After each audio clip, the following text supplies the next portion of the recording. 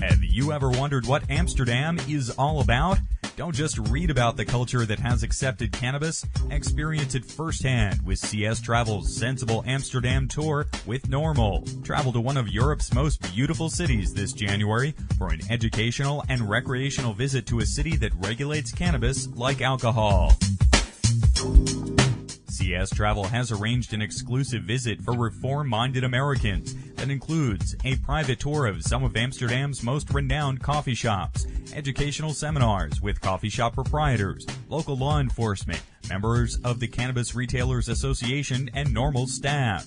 Entertainment includes a special evening at the Boom Chicago Comedy Club, canal tours, visits to the city's many museums, including the world-famous Van Gogh Museum. Don't just wonder about Amsterdam, experience the beauty and freedom of this unique city firsthand with CS Travel and NORML's Sensible Amsterdam Tour. Pricing information is available online at coffeeshoptravel.com. That's coffeeshoptravel.com. Or call toll-free at 800-816-1846. That's 800-816-1846. Be a sensible American. Visit Amsterdam with CS Travel and NORML this January. Call 1-800-816-1846 right now to book your trip. More information is available at NORML.org.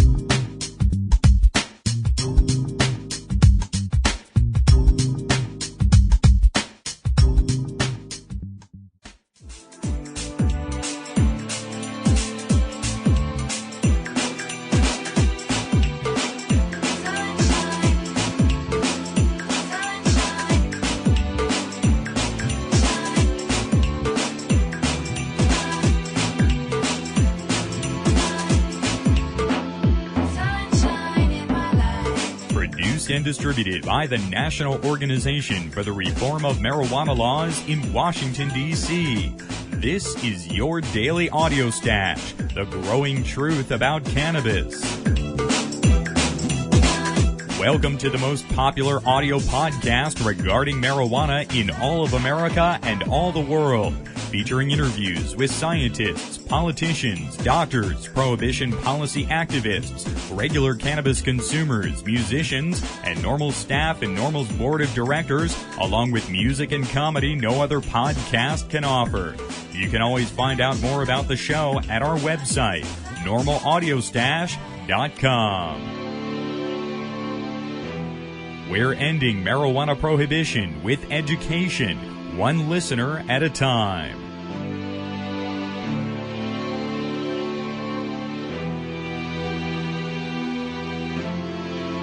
Welcome back to NORML's Daily Audio Stash today. It's Wednesday, October 3rd. I'm your host, Chris Goldstein. There's no better time to get involved with ending marijuana prohibition in America than right now. All you have to do is visit NORML.org, that's NORML.org, to make your donation or join NORML today. Folks, there has been a wonderful plethora of activity with online activism and folks getting involved with NORML through different sites such as MySpace and Facebook. There are over 30,000 friends to the official National NORML profile on MySpace. If you'd like to become a MySpace friend, you can link up right up at NORMLAudiostash.com. We've got an official National NORML MySpace link up there. Also up on the Facebook networking website, they have something called Causes. And the NORML Cause has almost 250,000 Facebook members right now. If you'd like to link up to the cause up on Facebook and you're already a Facebook member, just search NORML in Causes up there and join about 250,000 of us in supporting NORML, ending prohibition, and legalizing marijuana here in the United States. We're going to talk more about that Facebook activity here on the program next week. Here in the Audio Stash today, the best free daily stash anywhere in the world. We've got a couple of great interviews for you. Our regular Wednesday Cannabis Science segment with Dr. Mitch Earlywine airs today. We have a new interview with Mitch every single Wednesday. You can also catch a monthly column from Mitch in High Times Magazine. That's coming up first today. Also, a Forbes magazine article out this month details the economics of marijuana. How much money we're missing out on, and it is hundreds of billions of dollars, and how much we spend on enforcement right now. That article is based on data from John Getman, a former director of NORML, who continues to compile data and publish reports detailing the economics of marijuana in the United States. We got a chance to interview John here on the Audio Stash. We're going to revisit that interview here today. Tomorrow in the program, we're going to highlight a little bit more of that conference audio from 2006. Again, the 2007 conference starts up next Friday. You can link up and still get tickets and conference registrations for the Los Angeles conference right up at NORMLAudioStash.com. And, of course, the Audio Stash will be there. We'll have special podcasts right from the NORML conference. And in Friday's Stash this week, we'll have Bill Maher's 2005 NORML conference keynote address. Very cool stuff from Mr. Maher, who frequently features marijuana in his television programs and live performances. Bill Maher, of course, on the NORML advisory board with the likes of Ann Dryan, Tommy Chong, and Willie Nelson, and many others. Make sure you join all the celebrities on the advisory board and all of us, making sure that marijuana is legalized in the United States. Again, all you have to do to join or make a donation is visit norml.org. Let's open up our stash today with our Cannabis Science segment.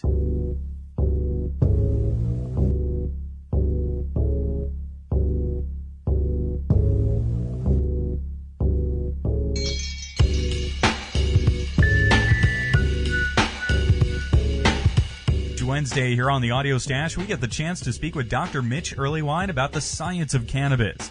Mitch is professor of psychology at the State University of New York. He's author of Understanding Marijuana, A New Look at the Scientific Evidence, and editor of the new book, Pot Politics. We have links to the books at NORMLAudioStash.com, and you can check out a monthly column from Mitch in High Times Magazine. Mitch, welcome back to the show today. Oh, great to be on, Chris. Very good to speak with you again this week, Mitch.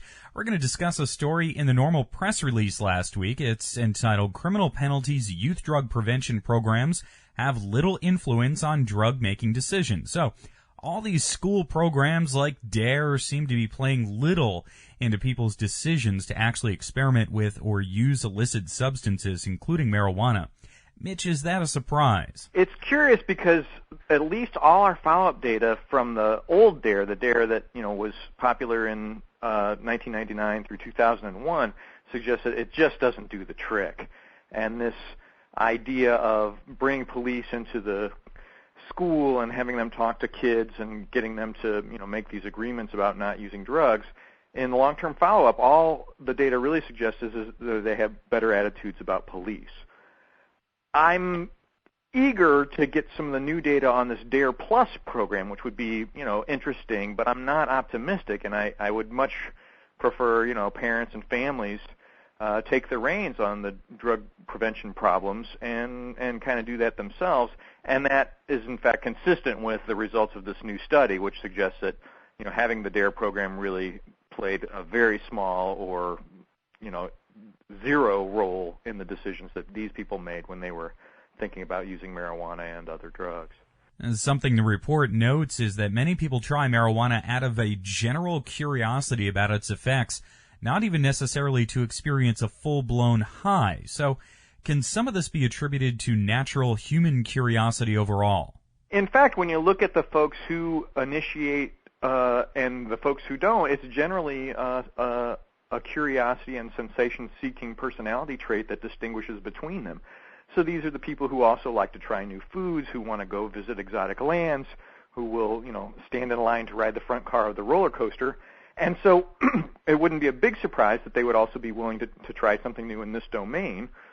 What I like about this study, too, is that it really goes in depth with the individual interviews in an area, this was done in Oklahoma, where, the laws are really harsh on marijuana, and yet you see very little mention of anyone saying, oh, I was offered it and thought, oh, no, I don't want to get in trouble with the law, I'll never do it. It just doesn't have the impact that you would think it would have, given all the effort we seem to put into the harsh penalties for possession. Also, Mitch, a few years back, the Annenberg Center for Public Policy looked at the National Youth Anti-Drug Media Campaign and found that the ads running in the late 90s and early millennium actually were making kids want to try pot more after they viewed the anti-pot ads. So one has to wonder that when police and others come into schools and say, drugs are bad, okay, don't do them, if that doesn't have the opposite effect. What we found is this program isn't really played out the way it was originally planned. So the first notion behind these was to bring some hip, older teenager into the class and have him or her talk about health consequences and making decisions and getting in touch with your values.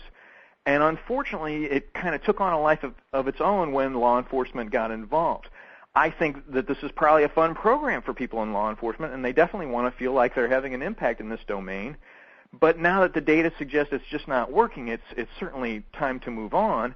And we do have at least one study that suggests that the information alone, so just going in and explaining, hey, here are all these different drugs, doesn't seem to help at all. And in at least in students who are higher in socioeconomic status, folks who would probably have more spending money, it can actually lead to an increased likelihood of trying drugs rather than a decreased likelihood, which is clearly counter to what the plan was.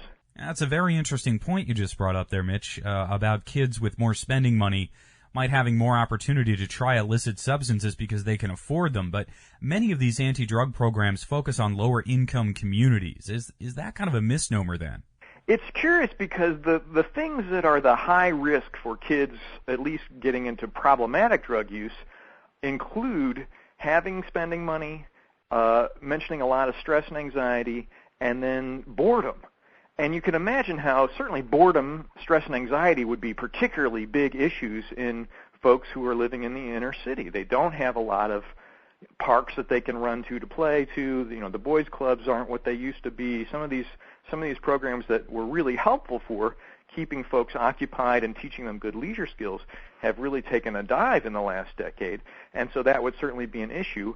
But that spending money is also a big predictor, and obviously, you know, trying to teach people who have money good ways to spend it has been a challenge for the whole United States across all age groups, and obviously not a big issue among the inner city kids who just don't seem to have much spending money at all. When it comes to a different approach, perhaps one that will have a full impact on teenage illicit substance use, what has been successful out there? The stuff that I mentioned some in my book, The Parent's Guide to Marijuana, focuses on some data gathered by my friend Steve Sussman at University of Southern California. And what he's finding is it's much more about getting people in touch with their own values and the things that they want to do in life rather than saying, oh, drugs are evil. So if you sit down and talk about, gee, where do you want to be in a year? Where do you want to be in 5 years? And often you get some pretty interesting, pretty compelling dreams that all these folks have. And then you say, okay, well, what do you need to do in order to make that happen? And, you know, they're not going to spontaneously say, oh, never do drugs, but they're going to walk through what they want to study, where they want to work, how they want to exercise, how they want to keep in shape, you know, depending on what the goals are. And then you often see them, rather than saying no to drugs, they're saying yes to all these alternative behaviors that are generally inconsistent with, you know, the negative health consequences of early drug use, and then they get attached to that rather than just running away from something that they've been told to run away from. Mitch, we also have this sort of age goal of 21 for alcohol. Does that help deter teen use? I mean, saying to kids that you don't have to abstain forever, but you do have to wait until this age, until your body is physically ready. Does that work? The data are kind of mixed on that. There have definitely been a lot of improvements on teen intoxicated driving since we altered the drinking age up to 21 across all the United States. But when we look at some of the countries that are less uptight about this, if you will, and talk about some of the data that like people like Stanton Peele often refer to, where parents and children do have a drink, often as part of a religious ritual or wine at dinner kind of situation, these folks, if they really are getting it modeled well, seem to do okay. And I feel like also that idea that you're alluding to, that it's not forever. It's we want to make sure things are set on a good course before you start experimenting with this. That seems to go well. And I think teens in particular are accustomed to the idea that, okay, there's an age when we think it's okay you should drive, there's an age for when you should drink. When you're a little bitty kid, you don't want to use a chainsaw either. It's like there are all these things that sort of make sense. And if we can walk them through why marijuana is also part of that and why we think it makes sense that they should wait, I think that that'll go a long way. Whereas these blanket, just don't ever do it statements, we need a stronger rationale if we want to make that argument. And unfortunately, the data suggests that for marijuana, if you are somebody who starts using late in life, you can use for years and years without any negative consequences. And I think teens have a good sense of that in a way, and so that's why that argument's just not going to work. And recently we've also seen a lot of criticism leveled at the sexual abstinence programs for teens. Does the approach of saying to someone, no, don't ever do this, does that ever work? In fact, in some studies in social psychology, it really backfires. So if you have a forbidden toy with little kids and say, okay, you can play with anything you want, but you can't play with this thing, of course, that's the thing they want to play with the most. And so I feel like in some ways, laying this on more of a continuum instead of this, it's black or it's white, it's evil or it's fine, will give us an opportunity to let folks see it in less of a forbidden fruit kind of way and have a better impact in the long run. And when groups like NORML and others prevail in this fight to legalize marijuana, and we do have a legally regulated market in the United States, what do you think would be an acceptable age for people to purchase and use marijuana, do you think? I know that the big move has been to say 21 because we've got a good model for that with alcohol, and I certainly like that idea. The empirical support for that age is not particularly strong, and as some of my younger students are constantly pointing out to, 18 is actually an age where, at least based on the brain development data and some of the IQ data, 18 would probably be a reasonable age to argue for as well. But as you can imagine, saying that kind of thing is what gets me nailed to the cross on the cover of People magazine. So we'll have to wait and see. Well, hopefully we'll never have to see you crucified in a national magazine out there, Mitch. But yeah, there's still about 25% of teens who do try pot in high school. If we did have a regulated market and the age was set at 18, could we perhaps decrease that amount of teenage users? It requires so much speculation on my part that I honestly don't have any data I can point to say this is okay. We have seen with other, forbidden things or things that are regulated by age, that people tend to respect it, but there's always going to be a small proportion of folks who don't wait until that very end. If we turn to the Netherlands and other countries with more relaxed cannabis policies, we often see one of these strange celebratory rites of passage. So you reach the age when it's suddenly legal and you have one big binge initial trying outing, if you will, and then, in fact, relatively problem-free use for the subsequent years. So it wouldn't particularly freak me out if suddenly somebody on their 18th birthday got to go out with all their friends and celebrate with a legal cannabis market, and it would certainly be markedly better than some of the rituals I see around people turning 21 and going out and drinking to the point of, literally danger. And so, yeah, I think that there's a lot of promise in that, and of course that's why we do this work. Now, this study we're discussing does come from Oklahoma, where some of the harshest marijuana penalties exist, as pointed out by Paul Armentano in the article. Does this correlate to the fact that most don't even consider those criminal penalties, even if they are extremely harsh, as they are in Oklahoma? They don't even consider those criminal penalties when they decide to try pot. When you look at the penalties and things along those lines, the severity of penalty doesn't often predict use. It's the probability of actually getting caught. And in truth, if you're, white and male and not dealing, your chances of getting busted for possession, even if you have cannabis with you all the time, are probably less than 3%. And obviously that's just not enough to make people take the law into account when they're making these decisions. Righto, Mitch. Well, this has been a great conversation here today. I really do appreciate you joining us each Wednesday here on the Audio Stash. Always a pleasure. Thank you again, Mitch. Dr. Mitch Earlywine joins us each Wednesday here on the Audio Stash. He's professor of psychology at the State University of New York, author of Understanding Marijuana, A New Look at the Scientific Evidence, and editor of the new book, Pot Politics. Mitch will be at the 2007 annual NORML conference on a number of panels out there. Of course, NORML's daily Audio Stash will be there, so you'll hear Mitch live at the NORML conference.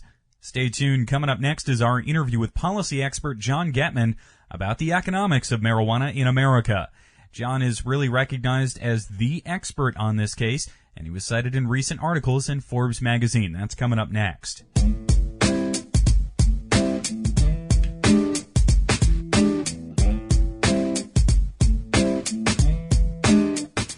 This month in Forbes magazine, there's an article entitled Marijuana, the $42 Billion Question, that explores the finances of marijuana in America as it stands right now, largely through the data and the work of John Getman, who used to be a director at NORML.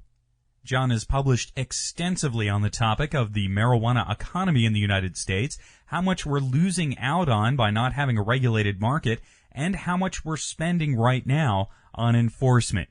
I got a chance to interview John about his most recent set of data right here on the Audio Stash. We're going to revisit that interview right now. We have links to more information about John Getman's data right up on our website at normalaudiostash.com.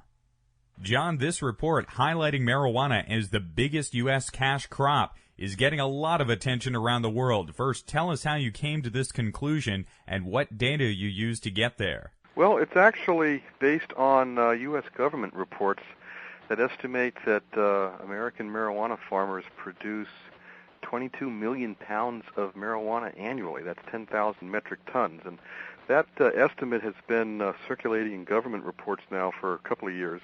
And what's significant about it is that in 1981, they estimated that we only produced 1,000 metric tons, that is 2.2 million pounds. And now, after 25 years of an incredible eradication program that's been very ambitious, that has pulled out of the ground over 103 million cultivated plants over 25 years, after all this effort, the market has grown tenfold. So it's not, it's a remarkable accomplishment for American marijuana farmers, and it's quite an indictment about the federal program. John, this report goes state by state, so who's producing the most and who is producing the least marijuana out there? The states with the most marijuana production are, the top 10 are California, Tennessee, Kentucky, Hawaii, Washington, North Carolina, Florida, Alabama, West Virginia, and Oregon.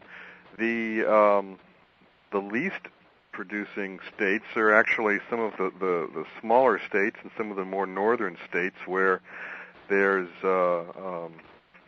less activity, and I actually don't have a list handy of those states. But basically, marijuana has spread from California and Hawaii in 1979 to just about every state in the country right now. You also make a distinction between indoor and outdoor marijuana cultivation. Why is that distinction important? Well, for one thing, it indicates the just how much marijuana cultivation has spread throughout the country, even to the point where there's a sizable quantity grown indoors. Also, the Drug Enforcement Administration, when they report on how many plants they seize every year, they provide information on the indoor cultivation seizures as well. And that's really quite a growing area, actually no pun intended, of the marijuana crop. And the continuing increase in the size of and the extent of indoor marijuana cultivation, it just underscores how impossible it is to get this market under control using law enforcement techniques. I mean, the fact is, they can fly around the country all they want and try to get, better and better and more eagle-eyed personnel to spot marijuana plants outside, but there's not as much they can do to find this marijuana that's being grown inside. In fact, the top 10 indoor producing states are California, Washington, Florida, Oregon, Texas, Alaska, Indiana, Michigan, Kentucky, and Ohio. I tell you, it's really interesting to see Florida on that list, because you'd think that Florida, being one of our southernmost states, would have a large outdoor crop, and it certainly has a significant outdoor crop, but even with the great weather they have outside, there's this incredible amount of marijuana cultivation indoors. It used to be we had all kinds of harvest festivals around the country in the fall, but not so much anymore because marijuana is being harvested year-round now. Absolutely. In fact, even outdoors in Hawaii, they have 3 crops a year. But the indoor phenomena is also a great reflection of the ongoing demand for marijuana. And in fact, one of the questions I've been asked frequently in many interviews about this report is, what's responsible for this growth in marijuana cultivation in the U.S.? And the answer is simple economics. It may not be as simple for me to say, but simple economics, supply and demand. And we've gone from bringing in most of our marijuana from other countries to growing as much as we can, growing it here in the U.S. Something else you talk about in the report, John, when you discuss California, is that the state produces more marijuana there than the pot smokers can consume. That's taken the number of 3.3 million cannabis consumers in California. John, how do we know that number? How do we count how many pot smokers are in America?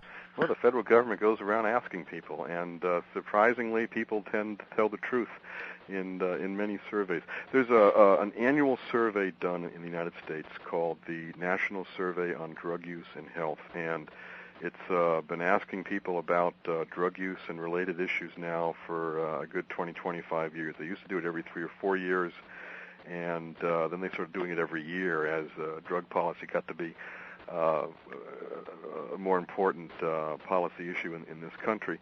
And there's little things one can quibble about this survey, and certainly one has to note that there will be people who are reluctant to talk about illegal activity and report it to the government. But nonetheless, it's a confidential survey, and it's really the only numbers we have, and it's the best numbers we have on marijuana and other drug use in the country. And it indicates that there's 25 million people who use marijuana annually. Oh, and by the way, they improved the survey instrument, that is the techniques, the policies, the questionnaire they give people.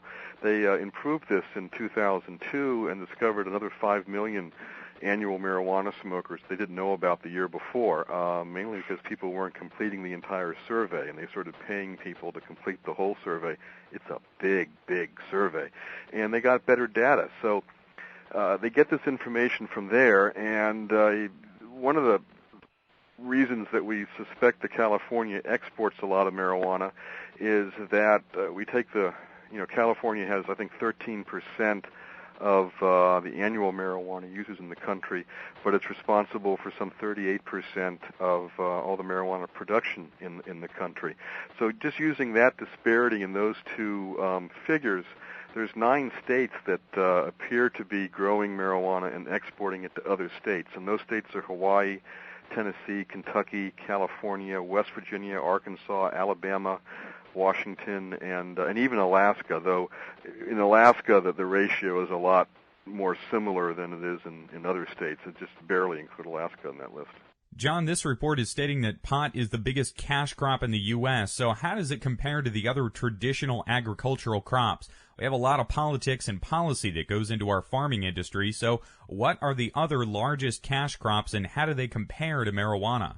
Well, first of all, the reason why marijuana is such a large cash crop is that the price for marijuana is just exorbitant compared to other crops. An acre of corn, for example, will bring a farmer maybe between $200 and $250. That's just my, based on past research into this area. One single marijuana plant is more valuable than an acre of corn. And that's why we have this gargantuan value associated with marijuana. But that said, corn is about a $23.2 billion business, and I'm talking prices paid to farmers in the United States. That comes from an average of the production value of corn for 2003, 04, and 05. Now, on that basis, corn's a $23.2 billion crop, soybeans, $17.6 billion crop, hay is a $12.2 billion crop. Vegetables, all the vegetables combined are an $11 billion crop, and wheat, which I've mentioned in kind of comparing marijuana to corn and wheat combined, wheat is a $7.5 billion crop. John, as you point out in the report, the purpose of the Federal Controlled Substances Act is to control the production and distribution of a given substance. Have we done anything to control marijuana production in America in the last 25, 30 years? No, we haven't. It's a totally free market. One of the papers by academics that was published around the time the Controlled Substances Act was passed, it pointed out that you could ban and control a substance like cyclamates, which was a concern about it's a sweetener for diet soft drinks, for example. And and they said there was concern that cyclamates cause cancer. And they said, look, we can ban cyclamates because it's hard to manufacture. You need a factory. It's easy to go find a factory and monitor it and make sure that either nothing's produced or that we can keep track of all the production. But if you can't control the manufacture of it, this set of rules is just not going to work.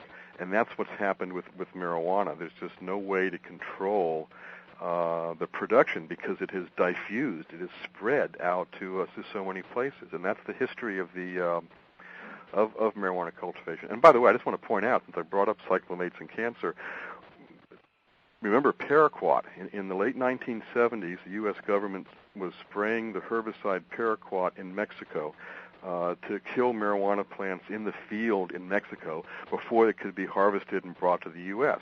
But what happened was some of the Mexican growers harvested their plants immediately when they'd been sprayed and brought them to market, and American marijuana consumers were very concerned that they were buying marijuana that was poisoned with this herbicide, and that poison would cause very severe damage to their lungs. And that's one of the things that started the American marijuana, the trend of growing marijuana in America. Also, too, John, when we talk about comparing pot to other cash crops, you mentioned the exorbitant price, especially for good marijuana.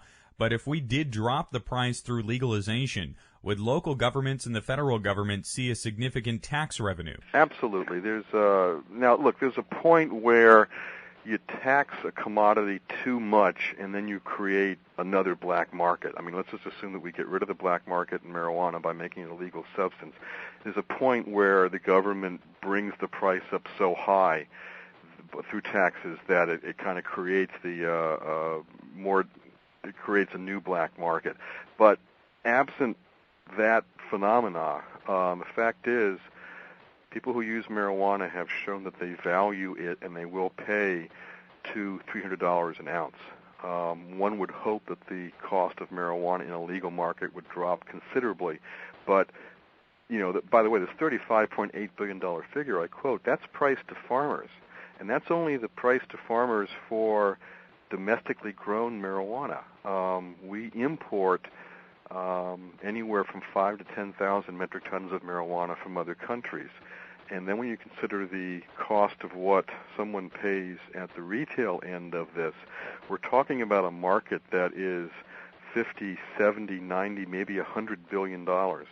There's a way that can be collapsed down and still pull $5-10 billion in tax revenue out of that. Now, I'm just giving that as a very general figure, but the fact that people are willing to pay what they pay nowadays for marijuana, they place that kind of value on it, indicates there's a lot of room for state and federal excise taxes, and there's a lot of opportunities there for states to pay for things like education and transportation that they're struggling to find funds for now. And frankly, the federal government has a much bigger burden on national security issues and even something simple. You'd think it'd be simple, that they're talking right now this very week about increasing the size of the Army and the Marine Corps. And whether however one feels about the use of our military overseas, a larger military in many respects creates a greater deterrent and creates an environment where they don't really have to use the force. But to add 10,000 soldiers to the Army is going to cost $1.2 billion a year. That money's got to come from someplace, and so the idea of taxing marijuana creates a brand new funding source for a lot of programs at both the state and the federal level. And John, to sum up here, how do we take this data and turn it into policy so that we can begin to see a tax benefit from marijuana in the U.S.? Well, the first thing to realize is that the burden of proof here is not upon us to justify legalization. The burden of proof is on the government and law enforcement to justify continued funding for the same old programs and policies that have obviously failed.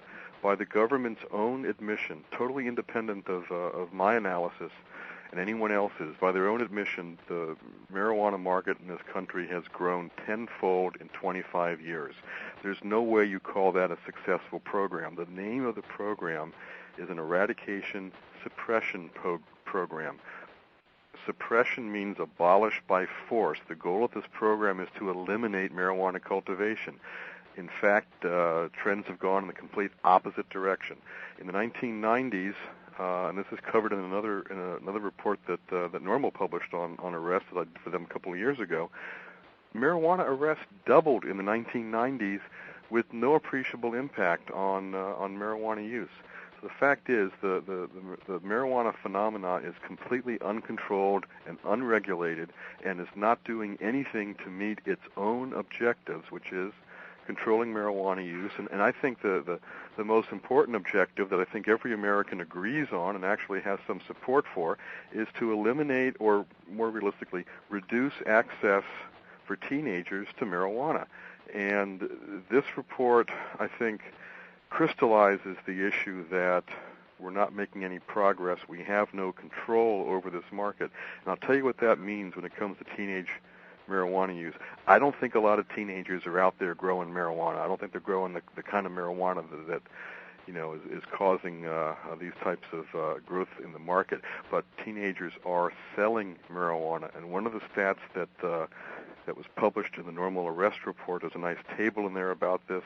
There are over 1 million teenagers who sell marijuana to their friends and acquaintances at school. And this is one of the things that distinguishes marijuana use by teenagers from alcohol and tobacco. If we legalized marijuana and took some of these incredible profits out of it, not only would marijuana consumers save a lot of money, but we would also eliminate the profit incentive that there is for teenagers to sell marijuana to each other.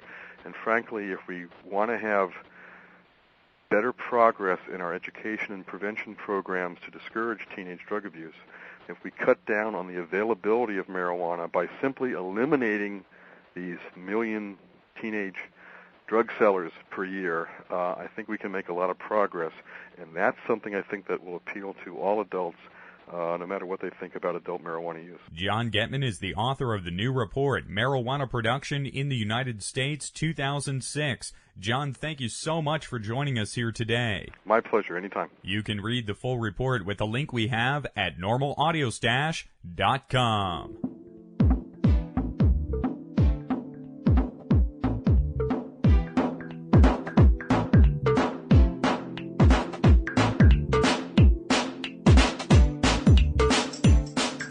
Listening to NORML's Daily Audio Stash, the growing truth about cannabis.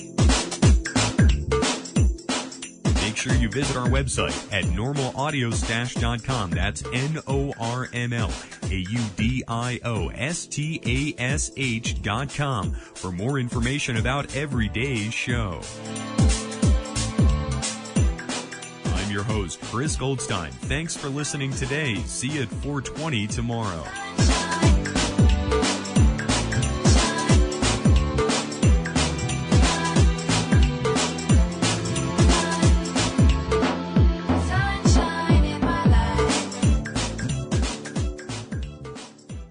The podcasting technology of NORML is made possible by Red Aphid Interactive Media. More information at redaphid.com.